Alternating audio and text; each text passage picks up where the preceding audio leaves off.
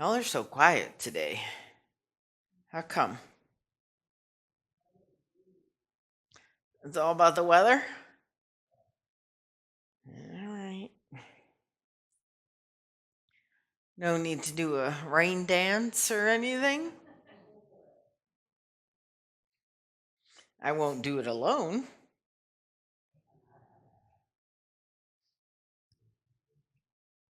Oh, no, I won't. All right. If you want to follow along today in your Pew Bibles or one you might have brought from home, we are in the lectionary still for today, fifth Sunday after Easter. We're almost at the end of this time. We're coming up on the Ascension of the Lord and then Pentecost.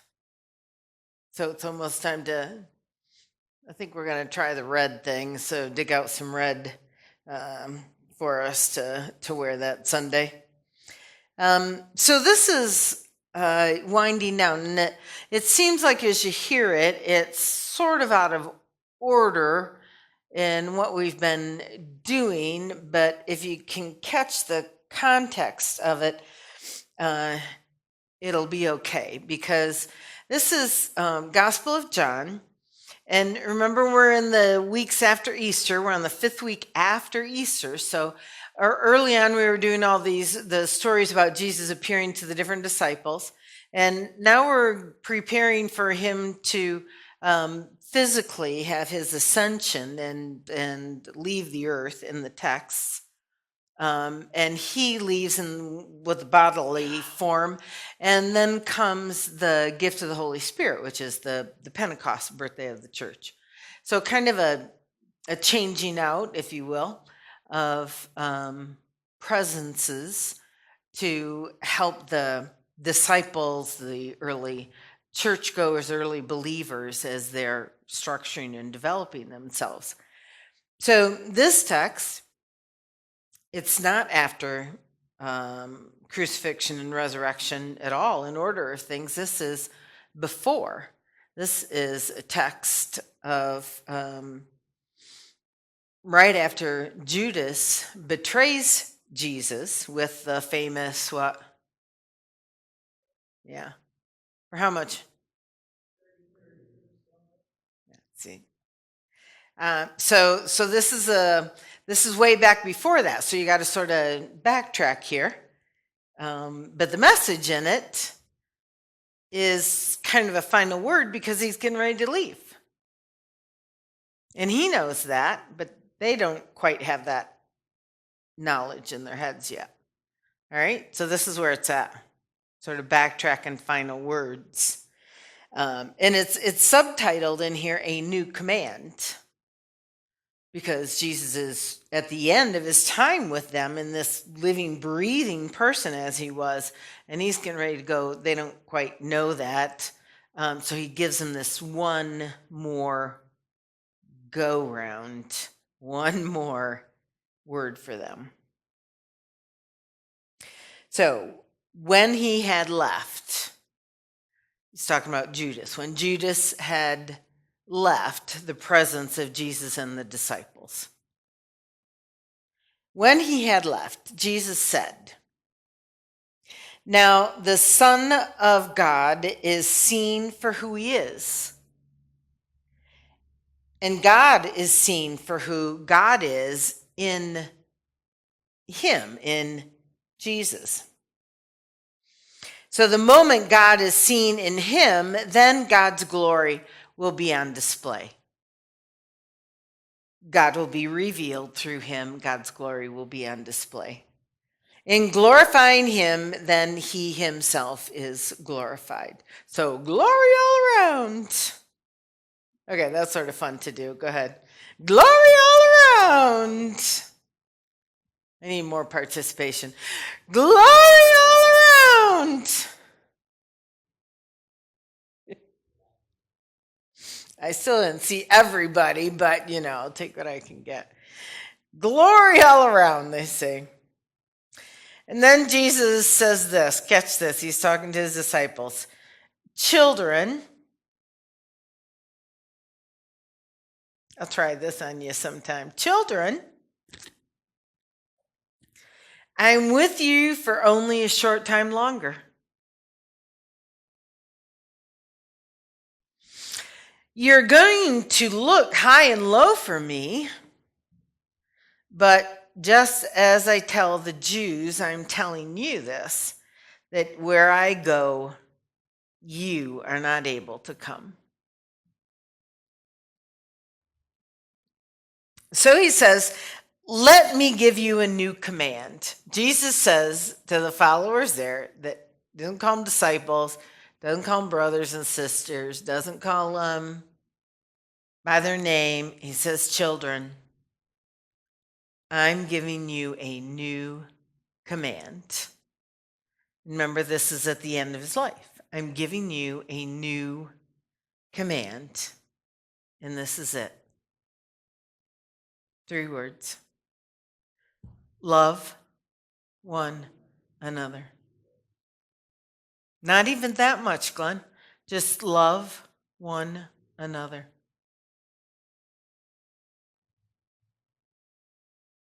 Exactly. Love one another. Period. New sentence. In the same way that I loved you, you are to love one another. There was a period and a new sentence. That's important in the structure there. His command, love one another. New sentence, in the same way that I loved you, you love one another. That makes Jesus the example, the model, the one that we are to judge our conduct by. Okay? This is a closing line here. This is how everyone will recognize that you are my disciples. When they see the love that you have for each other. Does it remind you of a song?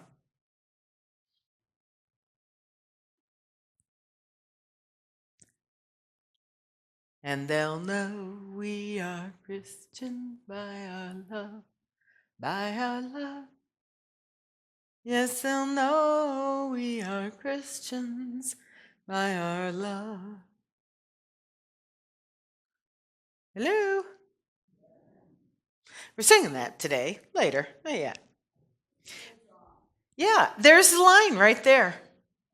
There's the line. This is how everyone will recognize.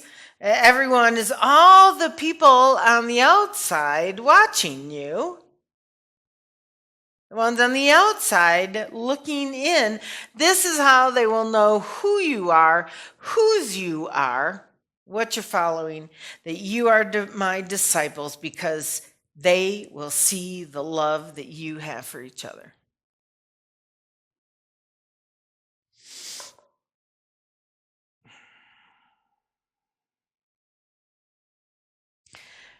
This was Jesus' last opportunity with his followers, and by golly, he was going to get this, sort of last one more time.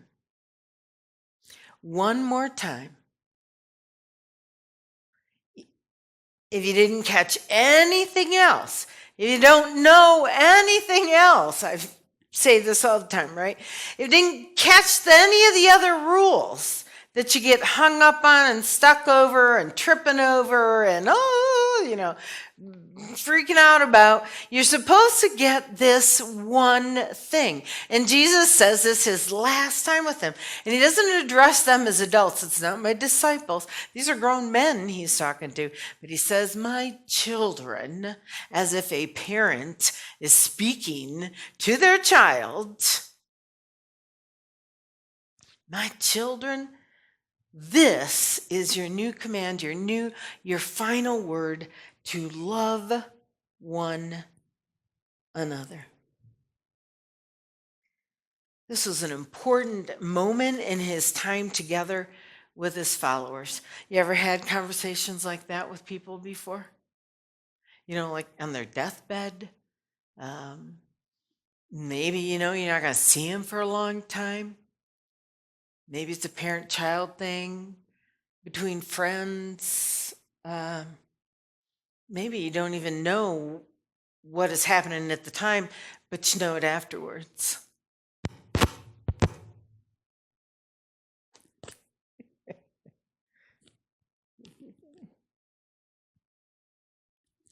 This was an important conversation he was having. He gives them a new commandment. Important final conversation with these people he loved dearly, but he knew he was not going to be with them much longer because his death was looming in front of him. They didn't get that at this time, but that's okay. I mean, that's part of the story.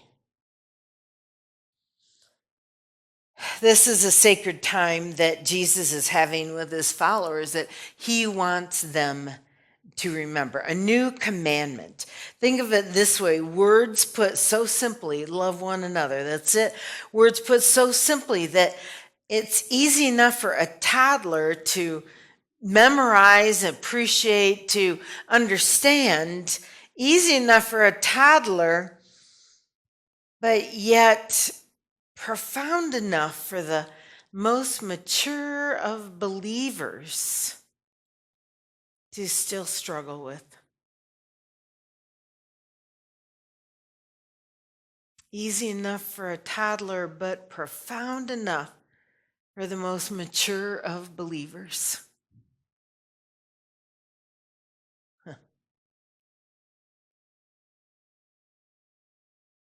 But this is how everyone will know that you're my disciples if you have love for one another.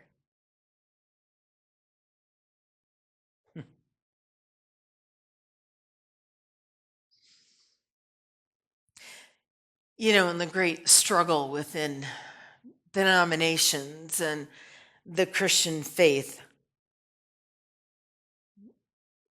it's interesting how we get so hung up on bigger doctrinal issues and theological issues and the questions of interpretations and combative issues, about who's in and who's out and who can be saved and who isn't saved and who's redeemable and who's beyond grace and, what this is and that. You know what I'm talking about?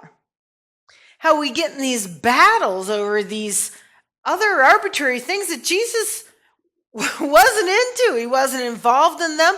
Doesn't connect at all to these essential statements that he gives in his parting words, because all he said was,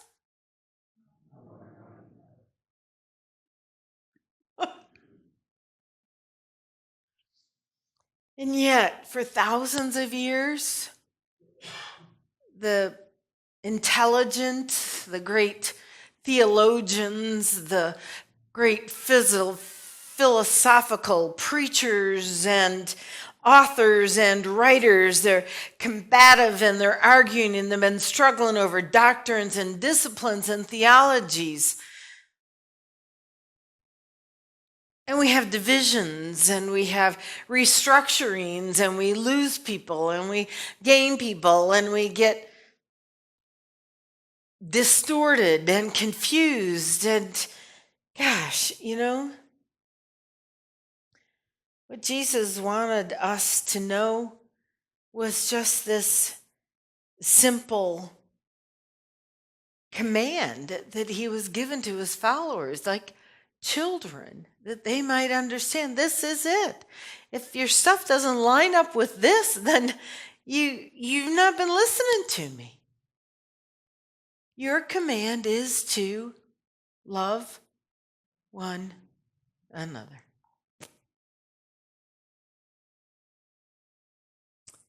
If your behaviors, if your verbiage, if what you support, if how you practice your activities, your thinking, your doing, your expression of yourself does not line up with that, then you have some discrepancies in what you believe and who you are that you need to go back and address.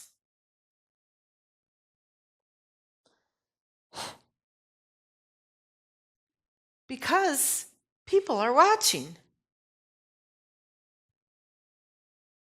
And our faith is not a reckoning of what we say, it's of what we do. It is to be reflected in our lives. Jesus wasn't preaching about a doctrine and saying, I want to know what you believe all written out and structured. It's, I want to see how you live this. How do you show it in the living of your days as you relate to other people? That's loving one another is. You could write it down 20,000, 10, 100, million times on a chalkboard, but it doesn't mean you're doing it. Teachers, I will not chew gum in class. I will not chew gum in class. Does it ever change anything? You know, that isn't what stops it. It is the activity. They are watching. That's the last line. Do this command. And that's how they will know who you are and whose you are, is how well you love.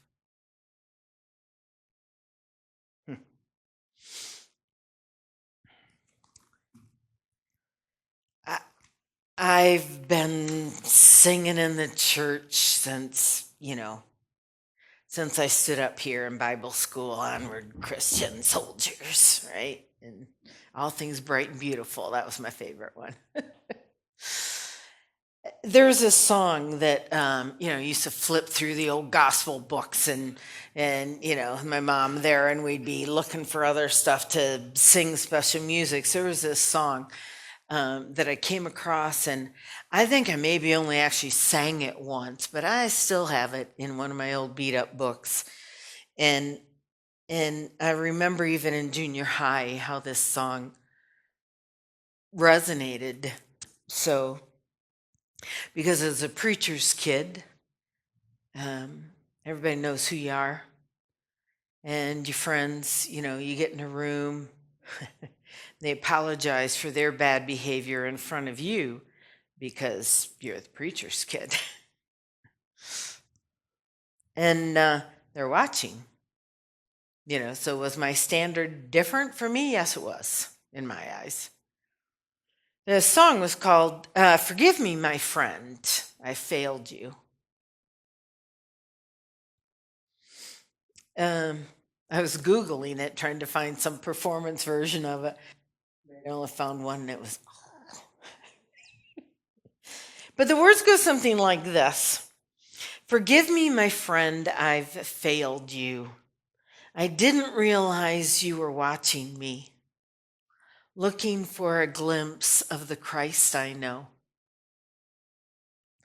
so that you could see the joy that he brings, so you could see the peace that I know, so that you could see the love that he bestows. So forgive me, my friend, because Jesus loves you so.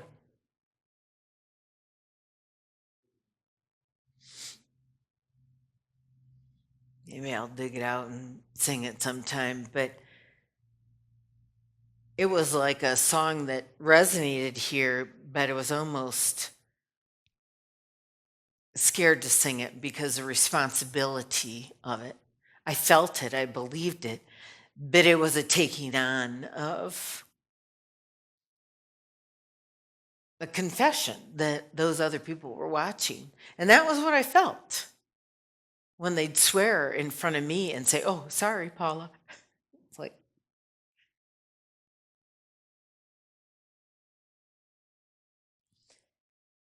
is it any wonder, with so many people on the outside that are not here, so many people on the outside that they're watching us? In that same way, they're watching the church. And they sit on the outside and cry out, hypocrites, to the people on the inside. They cry out, double standard, sinners, broken, messed up people. Well, but they're watching. They're watching the people who come inside these doors and other church doors, not just ours. I'm collective sense here, okay? They're watching and they're looking to see if those lives are reflective of the love that Jesus commands of us. And it's not in just the words that we say, it's in our actions, because they will know we are Christians by our love. And love is a verb, not a noun. So it's no wonder when you meet all these people that don't go to church and say, I don't need to go to church. I don't need to go sit with all those other mucked up people. I can, stay at home. I can go sit in the woods. You've all heard those statements before. I probably get a disproportionate more number than others, but that I don't need to come and do that because I can just sit at home and do that. I can be loving and kind to people as much as those others are doing. They are watching us as proclaimed followers. They are watching.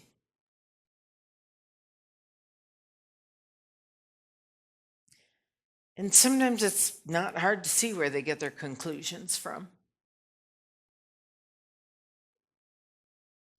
Good Christian people closing their doors on others, not welcoming them, ignoring the least of these, the outcast, the poor, the foreigner, the immigrant, the sick, the lonely, the oppressed, the depressed, the isolated, the hurt, the wounded. Good Christians as oppressors, not liberators. Is it any wonder they come away with that idea about us? Because they're supposed to know us by our love and compassion.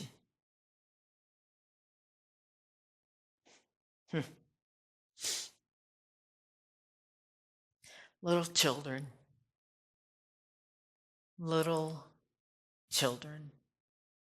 my children, Jesus says. How much simpler can it be stated for us? How much simpler can it be? We complicate it. How much simpler can Jesus make it in that one last line than those 3 little words, to love one another? If your behavior is not fitting that image, then you are not listening. You are not following. And those that are watching you are not seeing the love lived in your life that Jesus is asking. They're watching your family, your friends, your neighbors, your community, your country, your world. What are they seeing in us?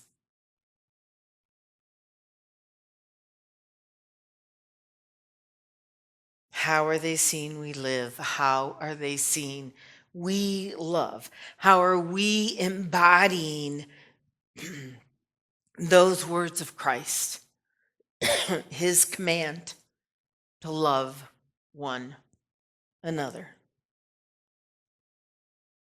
He is the example by which we are to live and breathe. This was his last opportunity, as he saw it, to get in this last word, a simple command, a summation of everything he's been teaching. Love one another.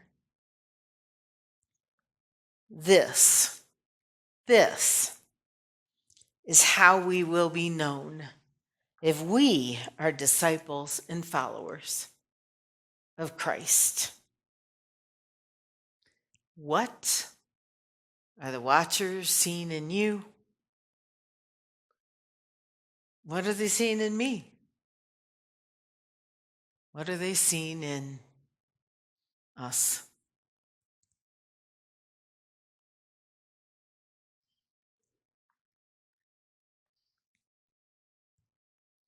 What?